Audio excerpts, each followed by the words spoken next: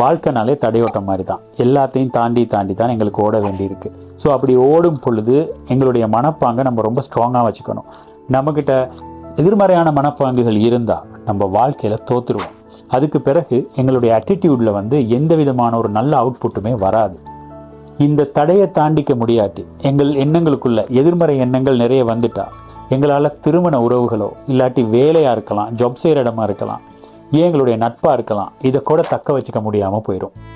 இந்த மாதிரி ஒரு சூழ்நிலை ஏன் ஏற்படுது அப்படின்னா நம்மகிட்ட எதிர்மறை மனப்பாங்கு இருக்கிறதுனால தான்.